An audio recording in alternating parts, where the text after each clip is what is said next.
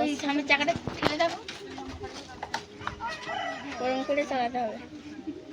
আমি চলে যাবো,